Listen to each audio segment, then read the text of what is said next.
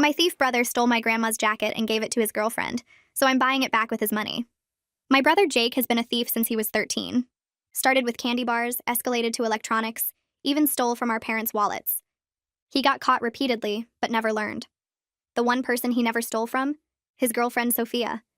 She thought he was perfect. Last month, our grandmother died of cancer. She left me her vintage green jacket with white floral designs, the one I used to model for her as a kid, drowning in fabric, making her laugh. It meant everything to me. Jake immediately asked to buy it for Sophia's anniversary gift. I said no, he begged, offered all his birthday money. Still no, he seemed to accept it. 4 weeks later, on their anniversary, Sophia posted a photo wearing a familiar sleeve. I checked my closet. The jacket was gone. Jake had stolen it. Instead of confronting him, I texted Sophia. Told her the jacket was stolen from me. Sent photos of me wearing it with Grandma as proof. Sophia was horrified, offered to return it immediately. I have a better idea, I told her. Let's make Jake pay for it. Literally. She agreed to help. We planned to meet tomorrow for the sale. Jake would unknowingly buy back the stolen jacket with his own birthday money from his wallet, but when I went to get his wallet from his room while he showered, I found something else. A shoebox under his bed, filled with items I didn't recognize. Jewelry, watches, wallets, dozens of them. Each with a label, dates, names, locations. Then I saw one that made my blood freeze. Grandma's house, March 15th. The date she died. Inside a small bag were her missing rings. The ones Mom couldn't find after the funeral. The ones we assumed the hospice workers had misplaced. Jake had robbed our dying grandmother. I took photos of everything, my hands shaking. But beneath the stolen items was something worse, a notebook. Operation Sophia was written on the cover. Inside were detailed plans, not romantic ones, criminal ones. Sophia's parents owned a jewelry store. Jake had mapped their security, noted camera blind spots, documented their routine. He'd been dating Sophia for access. The anniversary jacket? A test to see if she'd accept stolen goods without questions. The final entry, dated yesterday. Tomorrow. While Sophia's at lunch with Anna about the jacket, parents at supplier meeting 2 to 4 p.m. at back entrance. Safe combination Sophia mentioned. Her birthday backwards. He was planning to rob his girlfriend's family store. Tomorrow, during our meeting. I heard the shower turn off. Quickly photographed the last page and put everything back. Jake came out, towel around his waist, casual as ever. Hey sis, seen my wallet? Kitchen counter, I lied, having already taken the $300 inside. Cool. Sophia wants to go somewhere special tomorrow. Some lunch thing with your friend or something? My friend. He thought Sophia was meeting my friend, not me. She hadn't told him I was involved. That's nice, I managed. That night, I couldn't sleep. Should I call the police? Warn Sophia's parents? But I had no real proof he'd go through with it. Just plans. The next morning, Sophia texted, "Ready to meet?" Jake just left, seems excited about something. We met at a cafe downtown. I gave her the jacket, she gave me the $300, but I couldn't stay quiet. Sophia, I need to show you something. I showed her the photos, the stolen items, the notebook. Her face went white when she saw her parents' store layout. He's been using me? For a year. Every date, every moment, he was gathering information. She was crying now. The safe combination. I mentioned it once when I was drunk. Said it was silly they used my birthday backwards. We need to warn your parents. Sophia's phone rang. Her dad. Sophia? Where are you? Someone broke into the store. The safe? Everything's gone. Over $500,000 in jewelry. The cameras were spray painted, but the person knew exactly where they were. They knew the combination. Sophia, they knew everything. Sophia looked at me, devastated. Jake's not answering his phone. I checked Find My iPhone. Jake's phone was off, but his last location was Sophia's parents' store. 2 hours ago. But then Sophia's dad said something that made us both freeze. The police are here. They're saying whoever did this left something behind. A wallet. With ID. Sophia grabbed my hand. Whose ID? Someone named Anna Simon. My blood went cold. Anna Simon was me. That was my fake ID from college, the one I thought I'd lost months ago. Jake had planted my ID at the scene. My phone buzzed. Text from Jake. Nice try with Sophia and the jacket. But you should have minded your own business. Check the news tomorrow. Local woman arrested for jewelry store heist. Revenge is a bitch, sis. P.S. The police got an anonymous tip about your dorm room. Might want to check what's hidden in your closet. Love you. I ran to my car, Sophia following. We need to get to my place. Now. But as we pulled up to my apartment, police cars were already there, officers carrying evidence bags, my landlord pointing to my door. Through my window, I could see them in my room. One officer pulled something from my closet, a bag I'd never seen before. He held up jewelry to his partner. Even from here, I could see the store tags. Sophia's parents' store tags. Jake hadn't just robbed the store today. He'd been stealing from it for months, piece by piece, and hiding it all in my apartment. My phone buzzed again. Jake. But this time it was a photo. Him at an airport. Boarding pass in hand. One-way ticket to Thailand. The caption. By the time you read this, I'll be gone. But don't worry, I left you something special. Check your bank account. Oh, and Sophia? Your dad's Bitcoin wallet password was in your diary. Thanks for the $200K. Sophia gasped. My dad doesn't have Bitcoin. Then whose wallet? I opened my banking app. My savings account, the one I'd built for 5 years, was empty. But there was a new account in my name, one I'd never opened. Balance, $200,000 in Bitcoin, transferred from Sophia's dad's jewelry store. The police were walking toward my car now. Jake had framed me for everything. I stood on the sidewalk watching the officers move in and out of my building like ants carrying pieces of my life. Sophia gripped my arm, her nails digging into my skin through my jacket. Her face was red and wet, mascara streaking down her cheeks in dark lines. The officer walking toward us had gray hair and tired eyes, the kind of face that had seen too many bad situations. He stopped in front of me and pulled out a badge. Detective Kavanaugh, it said. He asked if I was Anna Simon, and I nodded because my voice wouldn't work. He said I needed to come to the station for questioning, that they had some things to discuss about the jewelry store robbery. My hands started shaking so hard I had to shove them in my pockets. Sophia said she was coming with me, but the detective shook his head. He said it was better if I came alone, that Sophia could meet me there later. The ride to the station felt like it took hours, even though it was only 10 minutes. I sat in the back of the police car watching familiar streets pass by, thinking about how Jake had planned every single detail of this. At the station, they put me in a small room with a metal table and 2 chairs. The walls were gray, and there was a camera in the corner with a red light blinking. Detective Kavanaugh sat across from me and read me my rights. I heard the words, but they didn't make sense, like he was speaking another language. He opened a folder and spread photos across the table. My apartment, my closet. Jewelry scattered across my floor like someone had dumped out a treasure chest. He asked me to explain how all that merchandise from the store ended up in my home. I told him about Jake, about the shoebox under his bed, about the notebook with Operation Sophia written on the cover, about the store layout and the security notes and the safe combination, about finding Grandma's rings in a bag labeled with the date she died. I talked fast, the words tumbling over each other, trying to make him understand. He just sat there with his arms crossed, his face showing nothing. When I finished, he asked if I had proof of any of this. I showed him the photos on my phone, scrolling through pictures of Jake's collection and the notebook pages.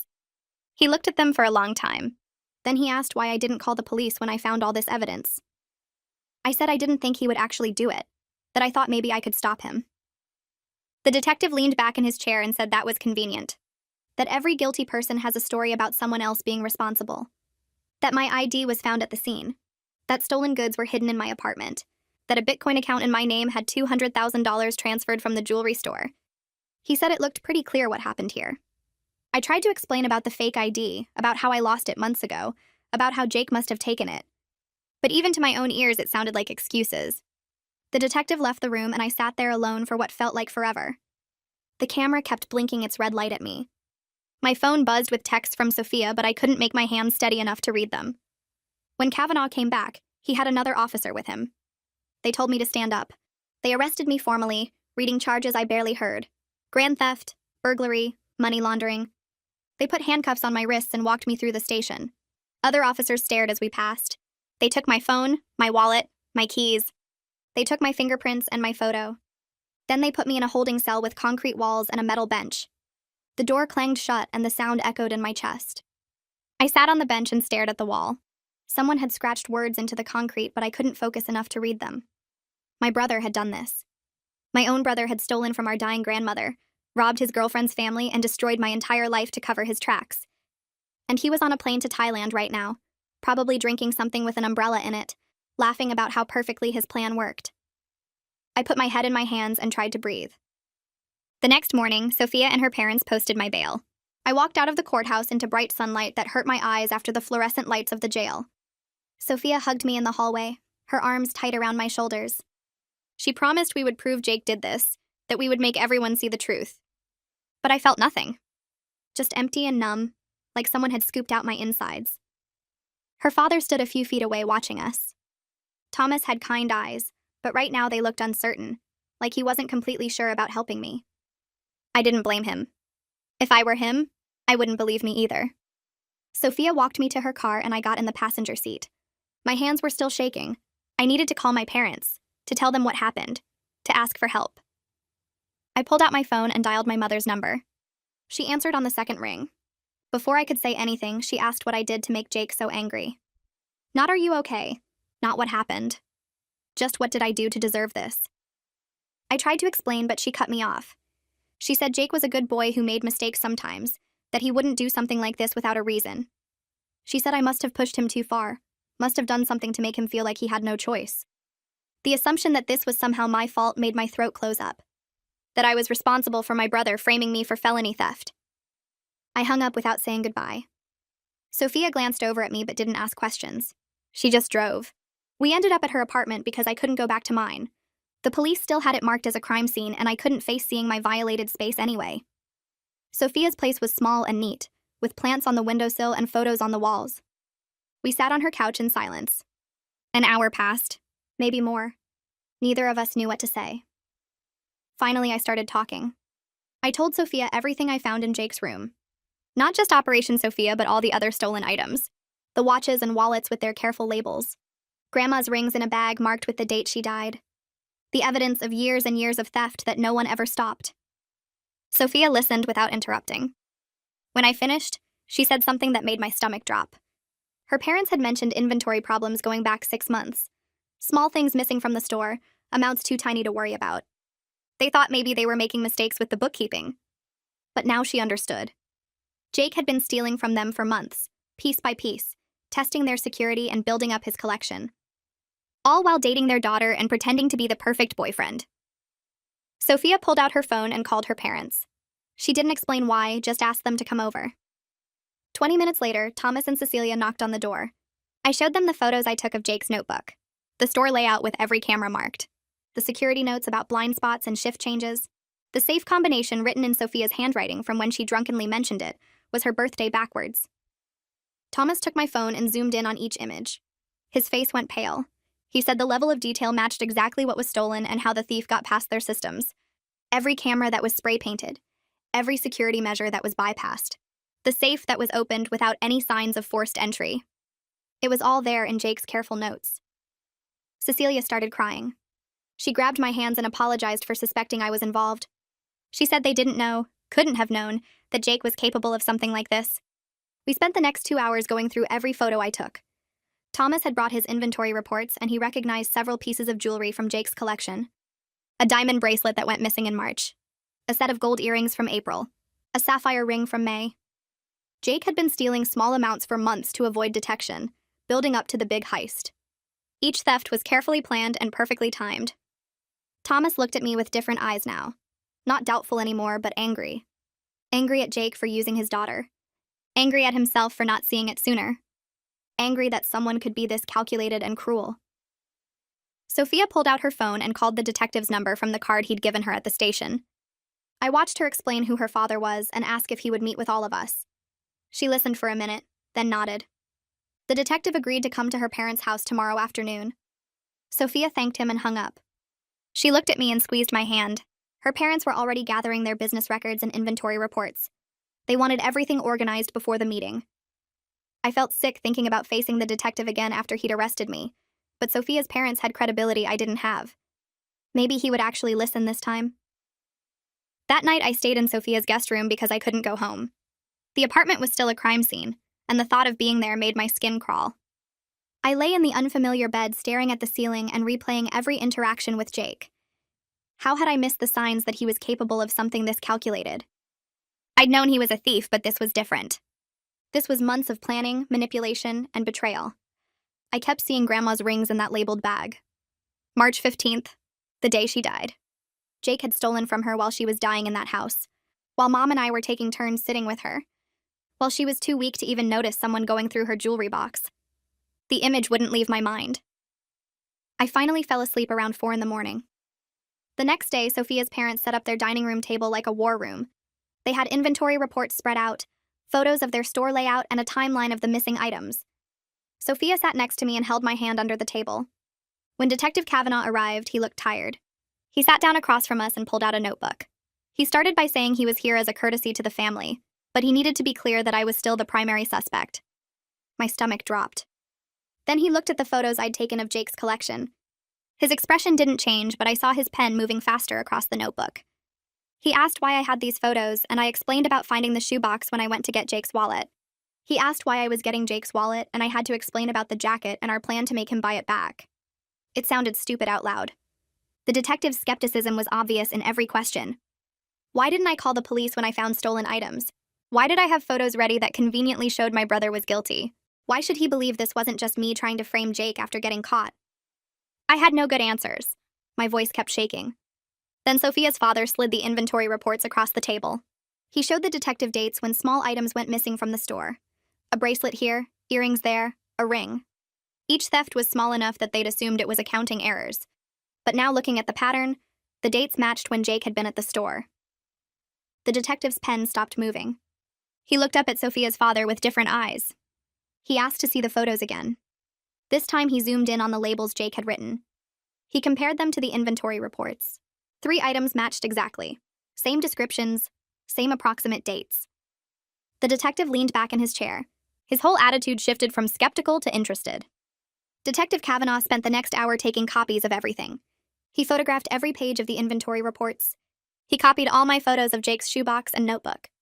He took down Sophia's statement about the safe combination and how she'd mentioned it to Jake.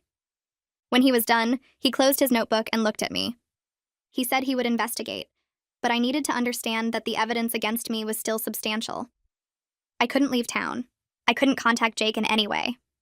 If I tried to run or interfere with the investigation, he would arrest me again immediately. Then he asked the question I'd been dreading. Why didn't I report Jake's theft collection before the heist? I sat there with my mouth open. The detective waited. Finally, I said the only truth I had. He's my brother. I didn't know what he was planning, and I thought I could handle it myself. The detective wrote something down and stood up. He said he'd be in touch. After he left, I felt hollow. Sophia drove me to my apartment because the police had released the scene. We walked up the stairs together, and I unlocked the door with shaking hands. Inside, everything looked normal, but wrong. The closet where they'd found the planted jewelry was empty now. The police had taken it all as evidence. I walked through each room, touching things and trying to remember how they'd been before. Sophia followed me quietly. She didn't try to make me feel better with empty words. We started packing what I could salvage. Clothes that Jake might have touched made me want to throw up. I kept imagining him in here, planting evidence, going through my things, setting me up. He'd violated my space completely. Every drawer, every shelf, every corner felt contaminated by his betrayal. I was pulling clothes from my dresser when my hand hit something hard behind it. A phone. Small, cheap, the kind you buy with cash at gas stations. A burner phone. I held it up and Sophia's eyes went wide. This wasn't mine. Jake must have planted it as more evidence. Maybe he'd planned to have the police find it during their search, but they'd missed it. I called Detective Kavanaugh immediately. My hands were shaking so hard I could barely hold my own phone. I told him what I'd found, and he said he was coming right away. He arrived 20 minutes later and put on gloves before taking the burner phone. He turned it over in his hands and then looked at me. He said this actually helped my case. It was sloppy work that didn't match my known devices. If I was really running a sophisticated jewelry theft operation, I wouldn't leave a burner phone in such an obvious hiding spot. It looked like someone else had planted it and hadn't been as careful as they thought. 3 days passed before my parents finally called me back. I'd left them 6 messages explaining that Jake had framed me and fled to another country. My father's voice on the phone was cold. He said they'd help pay for a lawyer, but I needed to make things right with Jake. I stood there in Sophia's kitchen holding the phone and trying to process what he'd just said. Make things right with Jake? I told him Jake was in another country after framing me for $500,000 in theft. I told him about the planted evidence, the fake Bitcoin account, the ID at the crime scene. My father said I was being dramatic. He said Jake was my brother and family doesn't turn on family. I felt something break inside me. I told him Jake had stolen from Grandma while she was dying and he needed to choose whose side he was on. My father said I was the one making him choose and hung up. Sophia helped me find a criminal defense attorney the next day. Her name was Rosa Garcia, and she specialized in false accusation cases. We met in her office downtown. Rosa was in her 50s with sharp eyes and a no-nonsense attitude. I told her everything from the beginning. The stolen jacket, finding Jake's collection, Operation Sophia, the heist, the frame-up. Rosa took notes and asked detailed questions about the timeline. When I finished, she sat back in her chair. She said I had a fighting chance. The photos I'd taken were good evidence. The inventory reports from Sophia's parents helped establish a pattern. The burner phone was sloppy enough to suggest planting. But she was honest. The planted evidence was sophisticated enough to be dangerous. My ID at the scene, the stolen jewelry in my apartment, the Bitcoin account in my name. A jury might believe I was guilty even with all the evidence pointing to Jake. Rosa said the first thing we needed was the digital forensics from the Bitcoin account and my laptop. She explained that Jake would have needed to access my devices to set up the fake account. There should be evidence of that if we looked carefully enough. Login attempts from unusual locations, changes to my computer's security settings, anything that showed someone else had been using my accounts. She filed requests with the police for all the digital evidence they'd collected. She also contacted a forensic accountant to analyze the Bitcoin transactions. The accountant would trace where the money actually came from and where it went. Rosa warned me this would take time. Weeks at minimum, maybe months. I needed to be patient and let the investigation work. I left her office feeling slightly less hopeless than when I'd arrived. A week after my arrest, Detective Kavanaugh called. I was at Sophia's apartment folding laundry when my phone rang. The detective said they'd confirmed Jake's phone was off during the time of the heist, but his last location ping was near Sophia's parents' store about 2 hours before the alarm went off. They were officially investigating him as a suspect alongside me. It wasn't much, but it felt like the first small victory. The detective said he couldn't share more details about the ongoing investigation, but he wanted me to know they were taking my evidence seriously. After I hung up, I sat on Sophia's couch and cried for the first time since the arrest. Sophia came and sat next to me without saying anything. She just held my hand while I sobbed. 3 days after Detective Kavanaugh called with the news about Jake being investigated, Sophia texted me that her parents wanted to talk. I met her at a coffee shop near campus, and she looked tired. She said the insurance company wasn't just going to pay out the claim without doing their own investigation. They hired a private investigator to look into everything. The investigator wanted to interview me, and Sophia said her parents insisted I bring my lawyer. I called Rosa immediately after leaving the coffee shop. She said this could help my case if the investigator found evidence supporting my story, but it could also hurt if they found anything that made me look guilty. She told me not to worry too much because insurance investigators were usually pretty thorough and objective. They wanted the truth, not just a convenient suspect. The meeting was scheduled for the following Tuesday at Rosa's office. When Tuesday came, I showed up 30 minutes early because I was too nervous to wait at home. Rosa met me in the lobby and we went over what to expect. She said to answer questions honestly, but keep responses focused and brief. The investigator arrived exactly on time, a woman in her 40s wearing a gray suit and carrying a leather briefcase. She introduced herself as Josephine Miller and shook both our hands firmly. We sat in Rosa's conference room and Josephine pulled out a tablet and recording device. She asked if I minded being recorded and I said no. She started with basic questions about how long I'd known Sophia, my relationship with Jake, whether I'd ever been to the jewelry store before the heist. I answered everything as clearly as I could, explaining Jake's history of theft and how I found his collection. Josephine took notes on her tablet while listening. She asked very specific questions about the notebook I found, wanting exact details about what was written and how the pages were organized. I pulled up the photos on my phone and showed her everything. She studied each image carefully, zooming in on different sections. Then she asked about my fake ID, when I got it, when I last saw it, whether Jake had access to my apartment. I explained that Jake visited sometimes and I never thought to lock up my personal documents around family. Josephine nodded but didn't show what she was thinking. The interview lasted almost 2 hours. Josephine asked about my finances, my school schedule, whether I had any history with law enforcement beyond the current charges.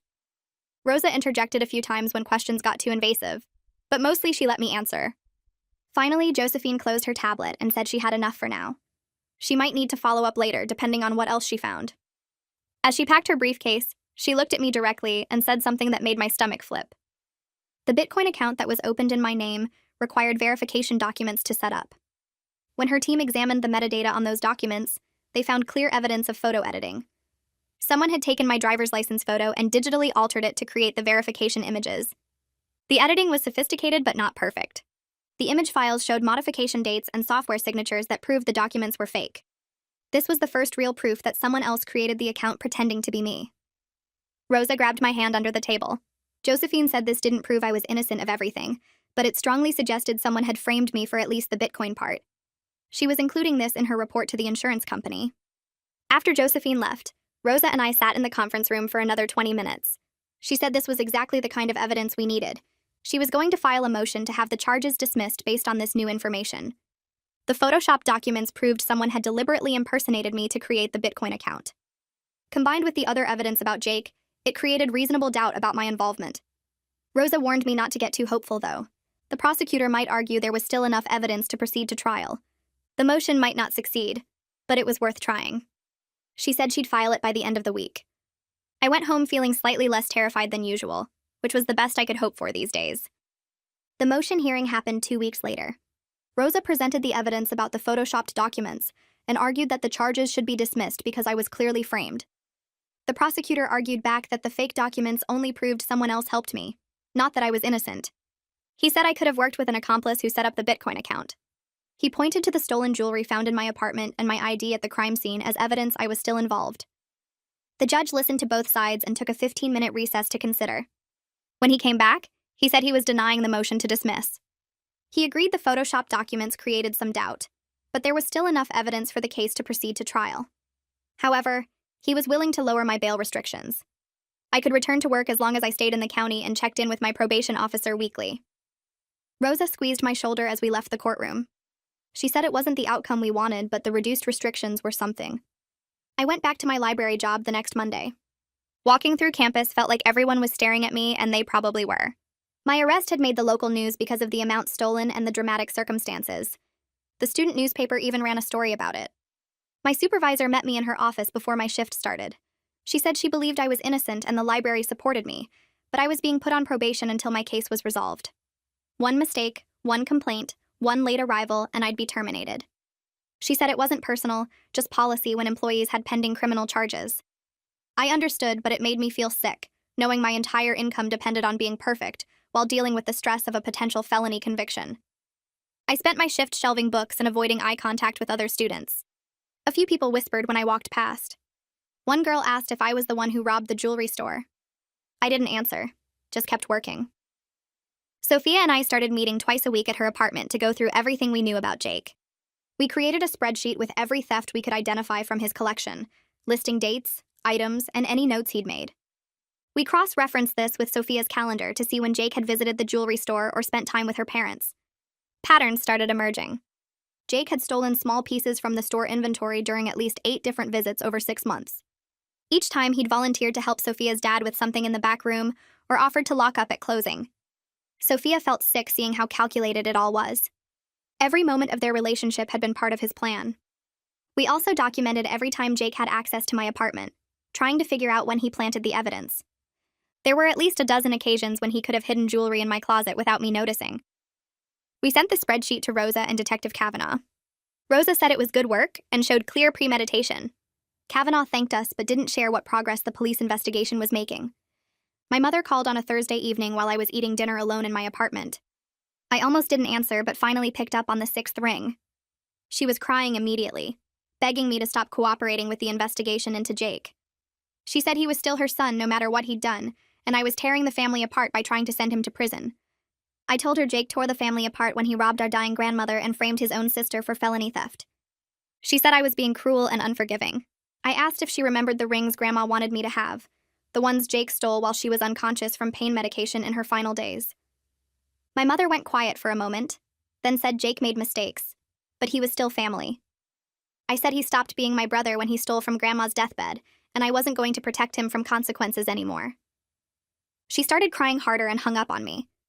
I sat on my kitchen floor and cried too, not because I regretted what I said, but because my own mother chose to defend the son who destroyed my life over the daughter who did nothing wrong. 2 days later, Detective Kavanaugh called while I was at work. I stepped outside the library to take it. He said Thai authorities had located Jake in Bangkok. Requested Reds is on Spotify now. Check out link in the description or comments. He was staying at a cheap hostel in the backpacker district under his real name, which was surprisingly stupid for someone who'd planned such an elaborate frame-up. Apparently, Jake was running low on money and tried to sell some jewelry to a pawn shop. The shop owner thought the pieces looked expensive and out of place for a broke American tourist, so he reported it to local police. Thai authorities checked the serial numbers against international stolen property databases and got a hit on Sophia's parents' inventory.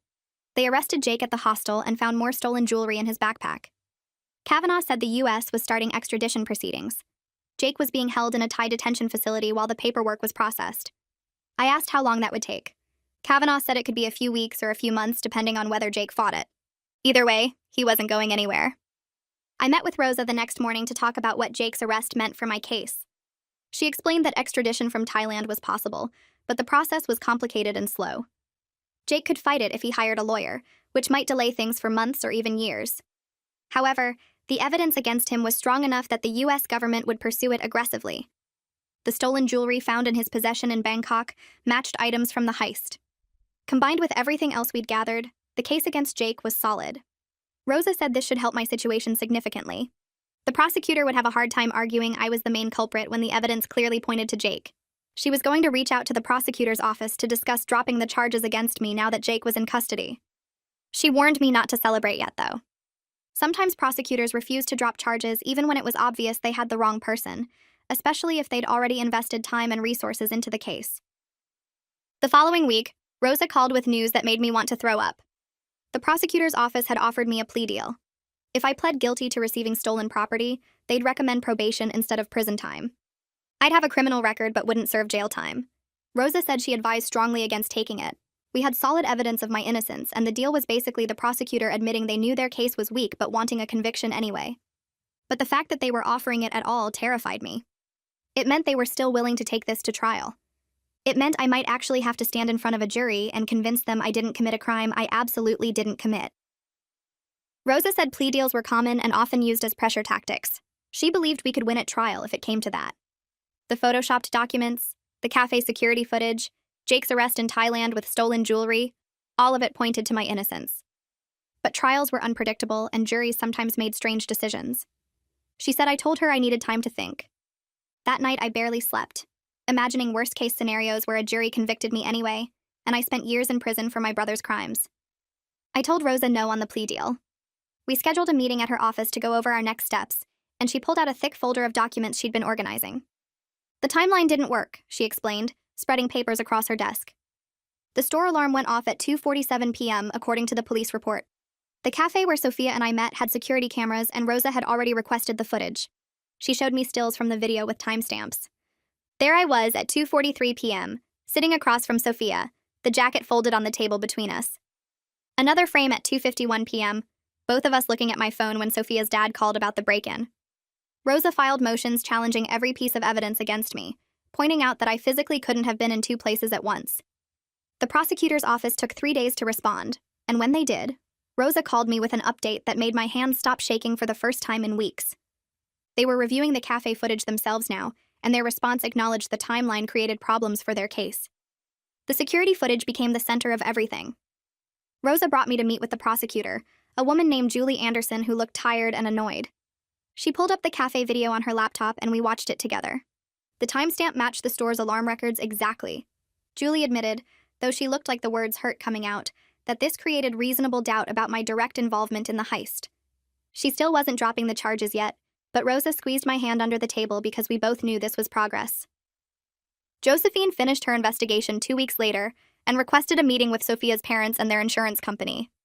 Sophia invited me to come along since Josephine's findings would affect my case too. We sat in a conference room at the insurance company's office, and Josephine presented her report using a projector and slides like a business presentation.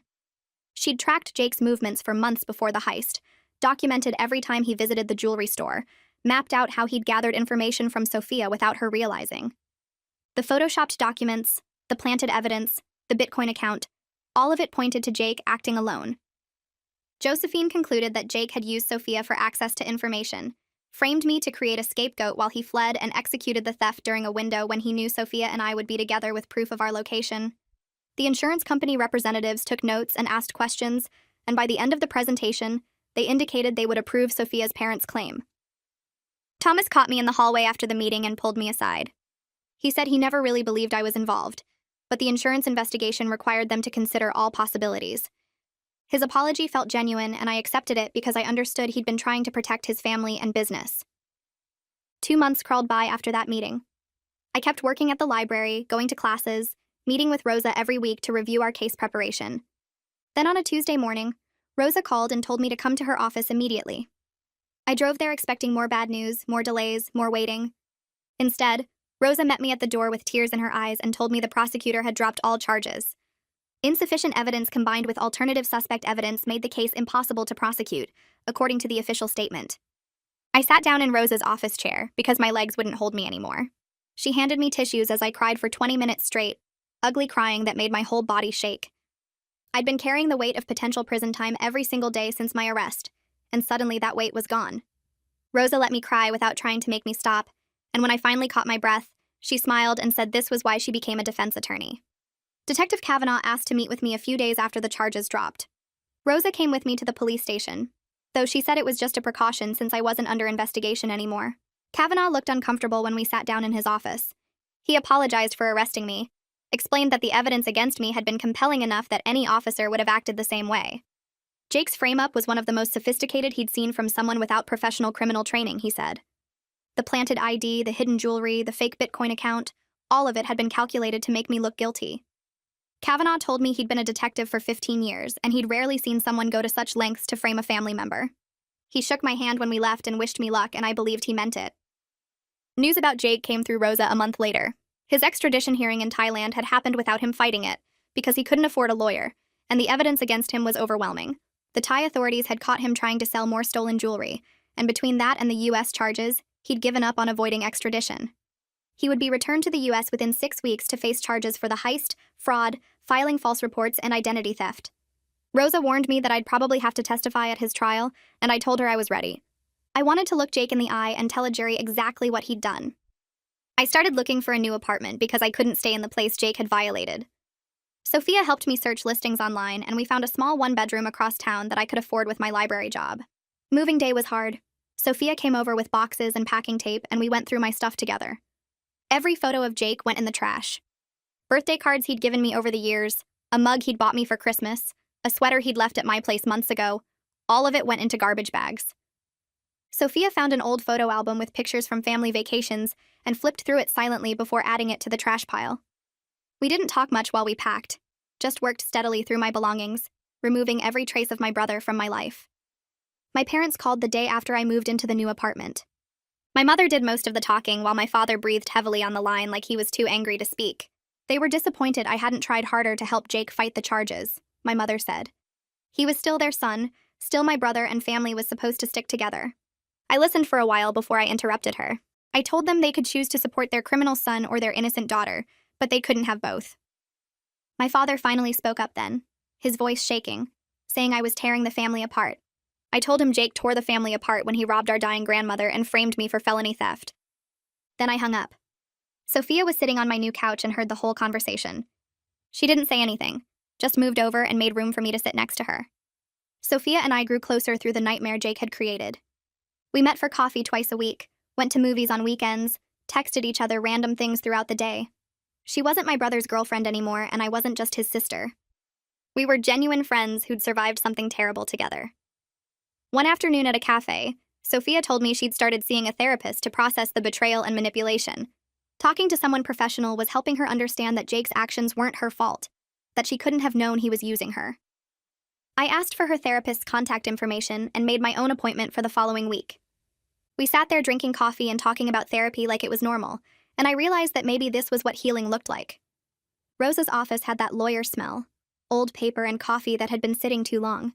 She spread the paperwork across her desk while I sat in the chair that squeaked every time I moved.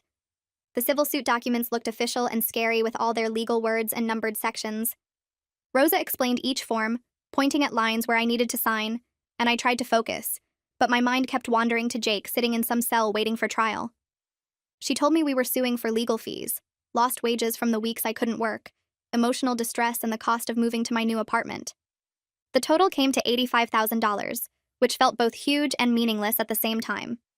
Rosa leaned back in her chair and said collecting would be nearly impossible since Jake had no assets, no job, nothing to take. But she explained it would create a legal record of what he did to me, a permanent mark that said his actions had real costs. I signed each form, my handwriting shaky on some of the pages. Rosa filed everything electronically right there while I watched, clicking buttons and uploading documents. She printed me a copy for my records and put it in a folder with her business card stapled to the front. Walking out of her office, I felt like I'd done something small but important, like planting a flag on ground Jake thought he owned. The forensic report came back 3 days later in a thick envelope that Rosa forwarded to my new address. I opened it standing in my kitchen, pulling out pages of technical language and screenshots that made my stomach hurt. The analyst had found evidence that Jake accessed my laptop 3 separate times over 2 months using a keylogger he must have installed when he visited. The report showed exact dates and times, each one matching a weekend when Jake had come over to my old apartment. He'd watched me type my passwords, recorded my banking information, learned everything he needed to create that fake Bitcoin account. The screenshots showed file access logs, keystroke records, even the websites I visited during those sessions. One entry showed him accessing my laptop at 2 in the morning on a Saturday when I'd been asleep in the next room.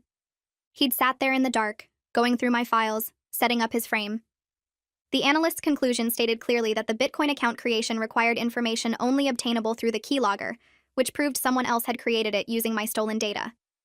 I took photos of every page and sent them to Rosa, then to Detective Kavanaugh. Rosa called within an hour saying this was the concrete proof we needed that Jake had the means and opportunity to plant all the digital evidence. I put the report in a locked box under my bed because I couldn't stand looking at it anymore. The notification about Jake's return came through an automated system that sent a text to my phone. I was at the grocery store when it buzzed, standing in the cereal aisle holding a box of the kind Grandma used to buy. The message said Jake had landed at the airport in federal custody and was transported to county jail where he'd be held without bail due to being a flight risk. My hands went numb and I almost dropped the cereal box. Part of me wanted to go to his arraignment the next day, to sit in that courtroom and look him in the eye while they read the charges. I wanted to see his face when he realized I wasn't in jail, that his whole plan had fallen apart. But when I called Rosa from my car, she said going was a bad idea. She explained that seeing him might trigger emotions that would affect my own testimony later, and that I needed to stay focused on my role as a witness, not as his sister. I listened to her advice and didn't go, but I spent the whole next day checking my phone every 5 minutes for updates. Sophia texted me during the arraignment saying she'd gone with her parents, and that Jake had looked smaller somehow, deflated in his orange jumpsuit. She said he'd scanned the courtroom like he was looking for someone, maybe me, and seemed surprised when he didn't find me there. The arraignment details came through Rosa later that afternoon. Jake had pled not guilty to all charges despite the mountain of evidence stacked against him. His public defender, a tired-looking man named something I immediately forgot, had barely said anything beyond the standard motions. The judge set trial for 4 months away, which felt both too soon and impossibly far. Rosa explained I'd have to testify about finding Jake's theft collection, about the Operation Sophia notebook, about his history of stealing from our family. She warned me that his lawyer would try to discredit me, would suggest I was lying to cover my own involvement or seeking revenge for some imagined slight. We scheduled practice sessions for my testimony, mock cross-examinations where Rosa would play the hostile attorney. I left her office feeling sick because talking about Jake's crimes meant talking about Grandma's rings, about watching him steal from her while she died. 4 months felt like forever to carry that weight. My mother's letter arrived in a cream-colored envelope with her careful handwriting on the front. I recognized it immediately and almost threw it away without opening it. But I made myself sit down and read it, every word about prayer and reconciliation and forgiveness. She wrote about how families were supposed to stick together through hard times, how the letter never once acknowledged what Jake had done to me, never mentioned that he'd framed me for crimes that could have sent me to prison. It was all about forgiveness and moving forward and being the bigger person. I got out my own notebook and wrote a response by hand because some things needed that personal touch. I explained that forgiveness didn't mean letting someone escape consequences, that reconciliation required genuine remorse that Jake had never shown for anything in his entire life. I wrote about Grandma's rings, about my arrest, about the planted evidence and fake bank accounts. I told her that choosing to support Jake meant choosing to enable his behavior, and that I wouldn't be part of that cycle anymore. I mailed the letter that same day before I could second-guess myself, then blocked my parents' numbers because I needed space to heal without their guilt trips. Sophia called me on a Tuesday afternoon while I was studying for midterms. She said she'd written a letter to Jake, an official breakup letter that his lawyer would deliver since she couldn't visit him. Her voice sounded steady, but I could hear the effort it took to stay calm. She told me the letter explained that their entire relationship had been a lie, that the person she'd loved never actually existed. Every date, every conversation, every moment of intimacy had been part of his plan to access her family's business. She'd thought she was building a future with someone who loved her, but really she'd been a mark, a target, a means to an end. Sophia said writing the letter had taken her 3 days because she kept breaking down and having to start over. She'd finally finished it the night before and given it to Jake's public defender that morning. The lawyer had promised to deliver it during their next meeting.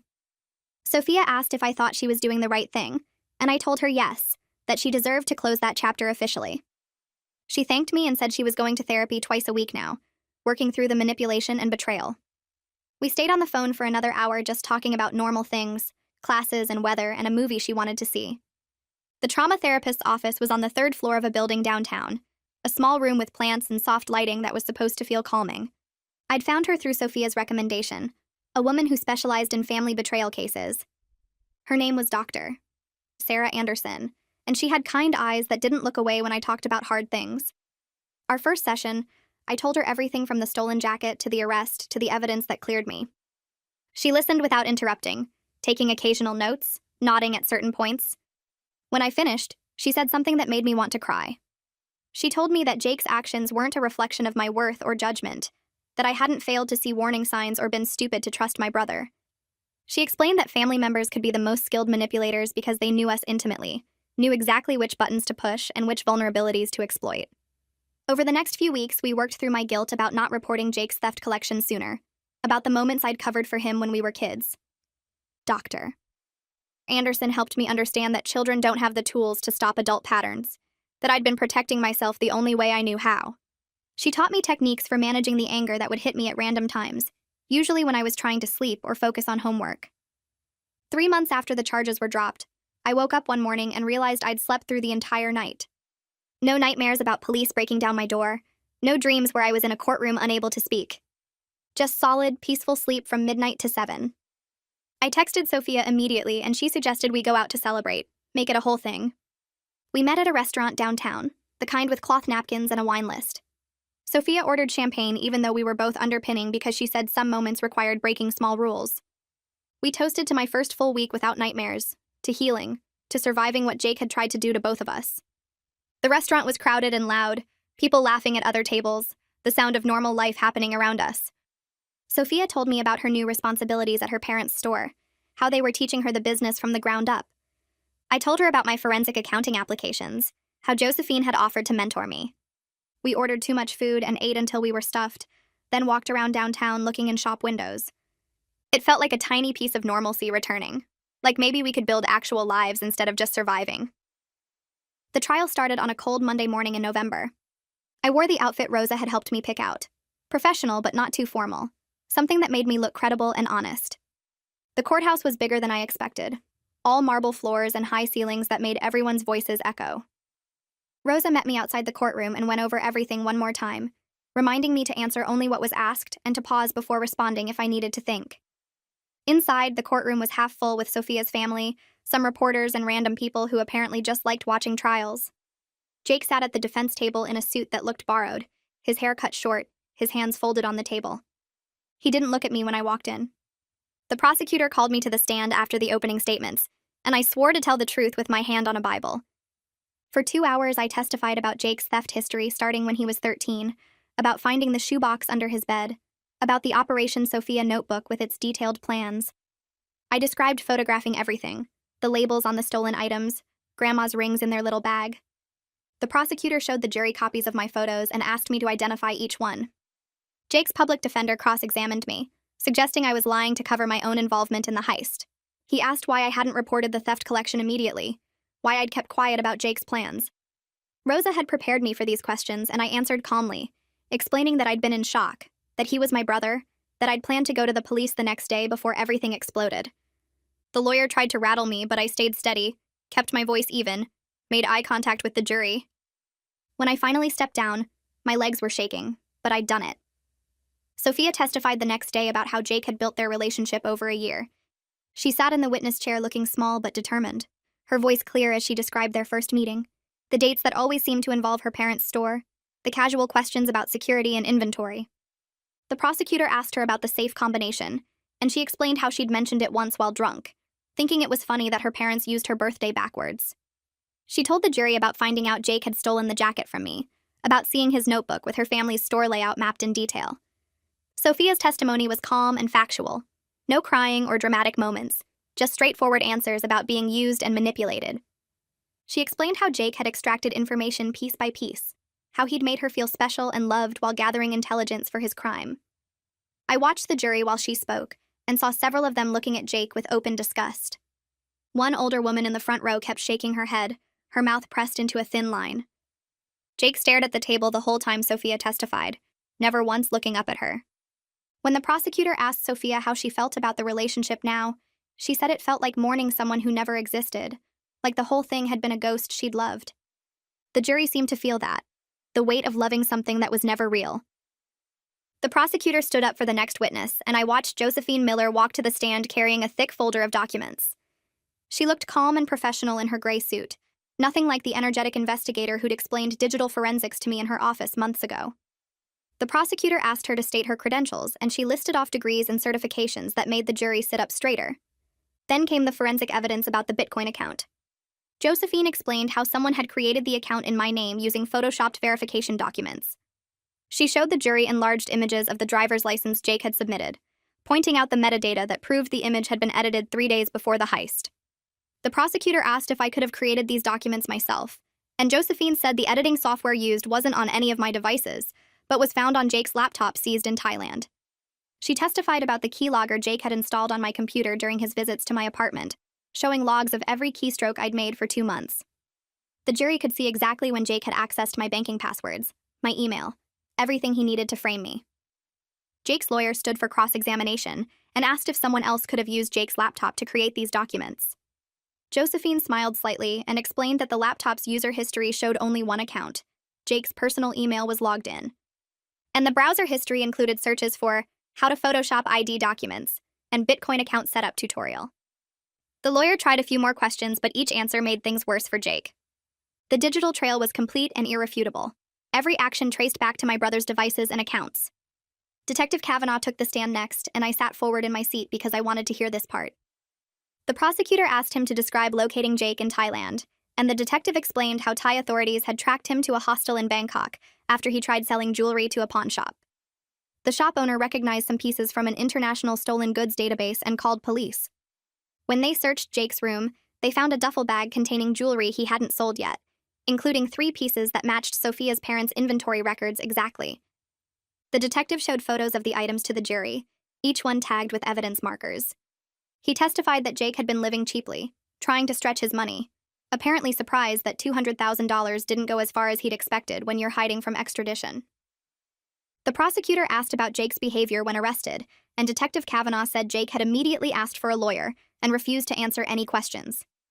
The jury looked engaged during this testimony, several of them taking notes, and I noticed a few glancing at Jake with obvious skepticism about his not guilty plea. His lawyer asked Detective Kavanaugh if there was any physical evidence linking Jake to the actual heist at the jewelry store, and the detective said the spray paint used on the cameras matched a can found in Jake's car trunk. The lawyer looked frustrated and sat down without further questions. The next morning, Jake's defense rested without calling him to testify, and I understood why when Rosa explained it to me during the lunch break. She said Jake's lawyer knew the prosecution would destroy him on cross-examination with questions about the notebook, the keylogger, the photoshopped documents. Better to stay silent than give the jury a chance to watch him lie under oath. The closing arguments happened that afternoon, and Rosa came to sit with me even though she wasn't involved in the criminal case. The prosecutor went first, walking the jury through the entire timeline of Jake's planning and execution. He showed them Operation Sophia again, the notebook that proved premeditation and sophistication. He explained how Jake had dated Sophia for a year just to gather information, how he'd stolen from his dying grandmother, how he'd framed his own sister to escape justice. The prosecutor's voice got quieter when he talked about me being arrested, spending a night in jail, facing years in prison for crimes I didn't commit. He said this wasn't just theft. It was a betrayal of every relationship Jake had ever claimed to value. Jake's lawyer stood for his closing and tried to suggest reasonable doubt, saying the prosecution's case relied heavily on circumstantial evidence and digital records that could potentially be manipulated. But his heart wasn't in it, and the jury could tell. He finished in less than 10 minutes. The jury got the case at 2 p.m, and I went to a coffee shop across from the courthouse with Sophia and Rosa. We didn't talk much, just sat there drinking coffee that got cold while we waited. My phone buzzed at 7:45 with a text from the victim advocate saying the jury had reached a verdict. We We walked back to the courthouse and filed into the courtroom with everyone else. Jake was already at the defense table, his face blank and unreadable. The judge asked if the jury had reached a verdict, and the foreman stood up holding a piece of paper. Guilty on count 1, grand theft. Guilty on count 2, fraud. Guilty on count 3, filing false reports. Guilty on count 4, identity theft. The foreman kept reading, and Jake just sat there showing no emotion at all, not even a flicker in his eyes. I felt relief wash over me so strong it made my hands shake, but underneath that was sadness for the brother I thought I knew, the one who never actually existed. Sophia grabbed my hand and squeezed it hard. The judge thanked the jury and set sentencing for 2 weeks later, and then it was over. Jake's lawyer tried to get him released on bail pending sentencing, but the judge denied it because he was a flight risk who'd already fled to Thailand once. Officers led Jake out in handcuffs, and he didn't look at me or Sophia or our parents sitting in the back row. 2 weeks later, I was back in the same courtroom for sentencing, wearing the nicest clothes I owned because Rosa said it mattered. The judge asked if there were victim impact statements, and Sophia's father Thomas stood up first. He read from a paper in his hands, his voice steady as he described how the theft had nearly destroyed their family business. They'd lost not just money, but their sense of security, their trust in people, their daughter's innocence about the world. Cecilia went next and talked about the months of stress wondering if they'd have to close the store, the insurance battles, the fear that they'd somehow failed to protect their livelihood. Sophia didn't give a statement because she said she couldn't find words for what Jake had done to her. Then it was my turn. I walked to the front of the courtroom and read from the statement I'd written and rewritten a dozen times. I told the judge about being arrested, about the terror of facing prison for crimes I didn't commit, about losing 5 years of savings and nearly losing my entire future. I described finding out my brother had stolen from our dying grandmother, had used me as a pawn in his scheme, had destroyed my sense of safety in my own home. Jake looked at me once during my statement, just one brief glance, and his eyes were empty. No remorse, no recognition of what he'd done, just nothing. I finished reading and sat back down next to Rosa, my whole body shaking. The judge took off his glasses and looked directly at Jake before pronouncing sentence. He said this was one of the most calculated and callous crimes he'd seen in his career, that Jake had betrayed everyone who cared about him for personal gain. He said the sophistication of the planning and the complete lack of remorse left him no choice. 7 years in state prison with no eligibility for early parole. Jake's face didn't change at all when he heard the sentence. The judge added that Jake would also have to pay restitution to Sophia's parents and to me, though he acknowledged collection would be difficult. Officers led Jake away, and this time I watched him go, memorizing the moment because I needed to believe it was real. Outside the courthouse, my parents tried to intercept me on the steps. My mother reached for my arm, but I stepped back. She started talking about how Jake was still my brother, how I should visit him, how the sentence was too harsh for someone so young. My father stood behind her looking uncomfortable, but saying nothing to contradict her. They'd enabled Jake his entire life, making excuses, bailing him out, and now they wanted me to feel sorry for him facing consequences for nearly destroying my life. I looked at them both and felt nothing but exhaustion. I walked past them without saying a word to where Sophia was waiting by her car. Behind me, I heard my mother calling my name, but I didn't turn around. I was done trying to make them understand that loving someone doesn't mean accepting their crimes or pretending their victims don't matter. The civil suit judgment came through 3 weeks later. Rosa called to tell me the court had awarded me $85,000 in damages from Jake, covering my legal fees, lost wages, moving costs, and emotional distress. She warned me that collecting would be nearly impossible until Jake got out of prison and established income, which wouldn't happen for years. But having the legal recognition of what he did to me mattered more than the money. It was official court documentation that I was the victim, not the criminal. Rosa said she'd file the judgment as a lien, so if Jake ever did get money, I'd be first in line to collect. I thanked her for everything she'd done, and she said watching me stay strong through the whole nightmare had reminded her why she became a lawyer. Sophia called me a few days later with news about her parents' insurance settlement. The insurance company had recovered about 60% of their losses through the criminal restitution order, and Jake seized assets. Thomas told her they were using the money to rebuild and implement new security measures at the store. The best part was that they'd hired Sophia to help modernize their systems and train staff on security protocols. She sounded excited talking about it, like she'd found purpose in preventing what happened to her family from happening to others. She said working there felt different now, not like obligation, but like building something better from the wreckage. I was sitting in a coffee shop studying for finals when I realized what I wanted to do with my future. Watching Josephine work on my case had opened my eyes to forensic accounting, the way she'd traced digital footprints and uncovered the truth through financial records. I looked up graduate programs that night and found a top-rated forensic accounting program that focused on fraud investigation. The application deadline was in 2 weeks.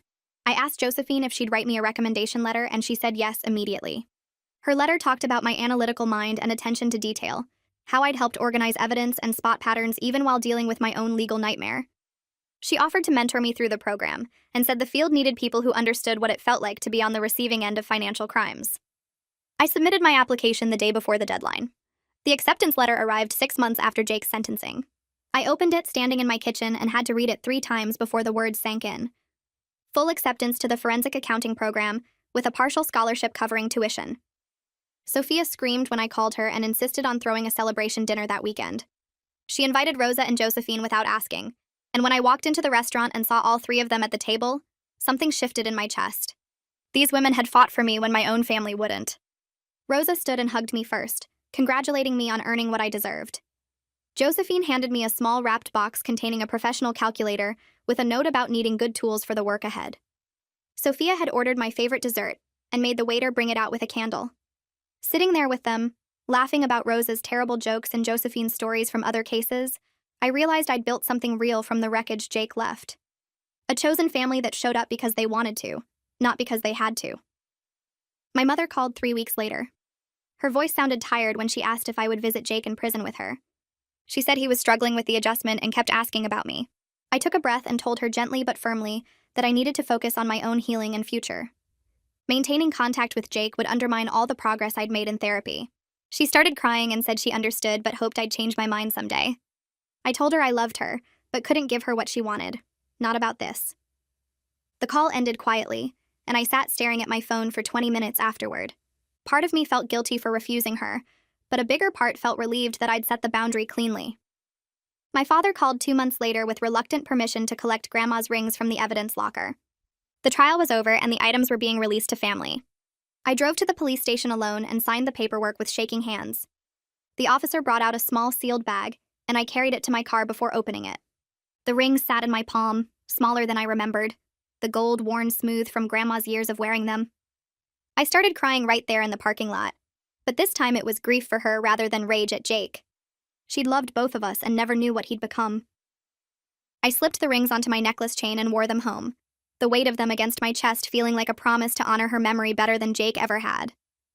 Sophia and I planned a weekend beach trip to mark 1 year since the heist and my arrest. We drove 3 hours to the coast and checked into a cheap motel with an ocean view. That first night, we sat on the sand watching the sunset and talked about how far we'd both come. She was thriving in her new role at her parents' store, implementing security systems and training staff on fraud prevention. She said working there felt different now, not like obligation, but like building something better from the wreckage. I told her about my classes and how forensic accounting was clicking in ways I hadn't expected. We stayed up late talking about our futures, making plans to visit each other during breaks, promising to stay close no matter where our careers took us. The next morning, we walked the beach collecting shells and didn't mention Jake once. The letter from Jake's prison arrived 4 months later. I almost threw it away unopened, but curiosity won. I tore the envelope and pulled out 3 pages of cramped handwriting. It wasn't an apology. Instead, it was a rambling justification about how I'd forced his hand by not giving him the jacket, how Sophia had pushed him away by being too controlling, how the justice system was rigged against people like him. He wrote that if I'd just been reasonable about Grandma's jacket, none of this would have happened. He said he hoped I was happy now that I'd destroyed his life over a piece of clothing. The last line said he still loved me despite everything I'd done to him. I read it twice and realized he was completely incapable of accepting responsibility. In his mind, everyone else had wronged him, and he was the victim of circumstances beyond his control. I brought Jake's letter to therapy the following week. My therapist read it carefully and then looked at me with sad understanding. She said some people never develop genuine remorse or empathy, that their brains are wired to protect their self-image at all costs. We spent the session working on accepting that Jake would likely never give me the apology I deserved. She helped me understand that closure didn't require his participation, that I could find peace without his acknowledgement of what he'd done. We practiced letting go of the fantasy that he'd someday realize the truth and beg for forgiveness. By the end of the session, I felt lighter, like I'd been carrying a weight I didn't know I could set down.